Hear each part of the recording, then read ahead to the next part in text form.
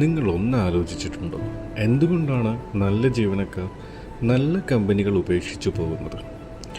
ഒരു കമ്പനി നല്ല ശമ്പളം തരുന്നു, നല്ല ബ്രാൻഡാണ്, നല്ല പ്രോജക്റ്റുകളുണ്ട്, എന്നിട്ടും നല്ല ജീവനക്കാർ അവിടെ നിന്ന് പോകുന്നു. എന്തുകൊണ്ടാണെന്ന് ആലോചിച്ചിട്ടുണ്ടോ? വർഷങ്ങളായി ജോലി ചെയ്ത ശേഷം എനിക്ക് തോന്നിയ ഒരു കാര്യമുണ്ട്. പലപ്പോഴും ആളുകൾ കമ്പനി വിടുന്നില്ല, അവർ ഒരു അനുഭവമാണ് വിട്ടുപോകുന്നത്.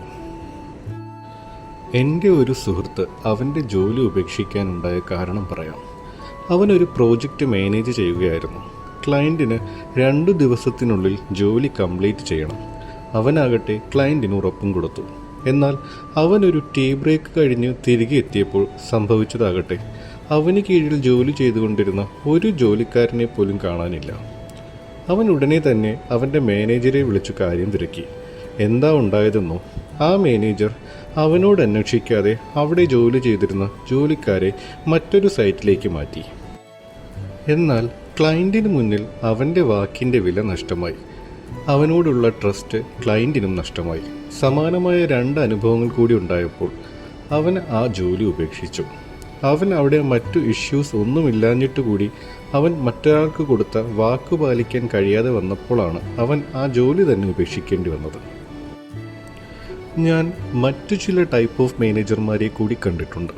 ഏതു ചെറിയ കോൺവെർസേഷന് പോലും ഡോക്യുമെൻ്റ് വേണമെന്ന് വിശ്വസിക്കുന്നവർ, എല്ലാ ക്ലയൻറ്റ് ഡിസിഷനെയും ഒരു ഡിസ്കഷനും കൂടാതെ അക്സെപ്റ്റ് ചെയ്യുന്നവർ.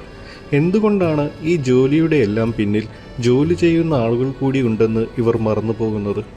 എന്നാൽ നേരെ മറിച്ച് തൻ്റെ ജോലിക്കാരോടൊപ്പം നിൽക്കുന്ന മാനേജർമാരെയും ഞാൻ കണ്ടിട്ടുണ്ട്. മറ്റൊരു അനുഭവം കൂടി പറയാം. എൻ്റെ സുഹൃത്ത് IT അഡ്മിനിസ്ട്രേറ്ററായി ജോലി ചെയ്യുന്ന കാലം. അന്ന് അവനൊരു തുടക്കക്കാരനാണ്. അങ്ങനെ ഇരിക്കെ അവൻ്റെ മാനേജറിന് അവരുടെ ഒരു ബ്രാഞ്ചിൽ നിന്നും ഒരു സപ്പോർട്ട് കാൾ വരികയാണ്. അവരുടെ ഫയൽ സെർവറിലെ ചില ഫയൽസ് ആക്സസ് ചെയ്യാൻ പറ്റുന്നില്ല. ആ മാനേജർ എൻ്റെ സുഹൃത്തിനോട് ആ ബ്രാഞ്ചിലേക്ക് പോയി പ്രോബ്ലം ചെക്ക് ചെയ്യാൻ ആവശ്യപ്പെടുന്നു. അവൻ അവിടെ എത്തി ചെക്ക് ചെയ്യുമ്പോൾ ആ ഡേറ്റ പൂർണ്ണമായി ഡിലീറ്റായി പോയതാണെന്നും അതവിടുത്തെ ഒരു ജീവനക്കാരനിൽ നിന്നും അബദ്ധത്തിൽ സംഭവിച്ചതാണെന്നും മനസ്സിലാക്കുന്നു. അതവൻ അവൻ്റെ മാനേജറെ അറിയിച്ചു. എന്നാൽ ഇനിയാണ് രസം. അതിനകത്ത് അത്യാവശ്യം ഇമ്പോർട്ടൻ്റ് ആയിട്ടുള്ള ചില ഡേറ്റാസ് ഉണ്ടായിരുന്നു. എന്നാൽ അത് തൽക്കാലം നഷ്ടപ്പെട്ടു എന്ന് അവരുടെ ബോസിനെ അറിയിക്കാൻ ഭയന്ന് ആ ജീവനക്കാർ പറഞ്ഞതെന്താണെന്നോ? എൻ്റെ സുഹൃത്ത് ഒരു മുന്നറിയിപ്പും കൂടാതെ സിസ്റ്റം ചെക്ക് ചെയ്യാനെത്തി. IT ഡിപ്പാർട്ട്മെൻറ്റിൽ നിന്നുമായതിനാൽ ഞങ്ങൾ ചെക്ക് ചെയ്യാൻ അനുവദിച്ചു. അതിനുശേഷമാണ് ഈ ഫയലെല്ലാം നഷ്ടമായത്. ഇത് വിശ്വസിച്ച് ആ ബ്രാഞ്ച് മാനേജർ ആകട്ടെ എൻ്റെ സുഹൃത്തിനോട് ദേഷ്യപ്പെടുകയും ഏരിയ മാനേജരോട് കംപ്ലയിൻറ്റ് ചെയ്യുകയും ചെയ്തു. എന്നാൽ സത്യാവസ്ഥ അറിയാവുന്നുള്ള അവൻ്റെ മാനേജർ ഒട്ടും താമസിക്കാതെ തന്നെ ആ ബ്രാഞ്ചിലെത്തി. അത് അവൻ്റെ ഭാഗത്തെ വീഴ്ചയല്ലെന്നും ഓൾറെഡി ഡേറ്റ നഷ്ടപ്പെട്ടു എന്ന കോൾ വന്നതിന് ശേഷവുമാണ് അവൻ അവിടെ എത്തിയതെന്ന് മാനേജരെയും മറ്റു സീനിയേഴ്സിനെയും ധരിപ്പിച്ചു. ആ മാനേജർ അവനെ അവിശ്വസിച്ചില്ല, മറിച്ച് അവൻ്റെ കൂടെ നിന്നു. ഞാൻ പറയുന്നത്, അല്ലെങ്കിൽ ഞാൻ വിശ്വസിക്കുന്നത്, എംപ്ലോയീസ് അവരുടെ മാനേജർമാരെല്ലാ പ്രോബ്ലവും സോൾവ് ചെയ്യണമെന്ന് പ്രതീക്ഷിക്കുന്നില്ല. മറിച്ച് ഒരു പ്രോബ്ലം വരുമ്പോൾ അവരുടെ മാനേജർമാർ അവരുടെ ഭാഗത്ത് നിൽക്കണമെന്നവർ പ്രതീക്ഷിക്കുന്നു.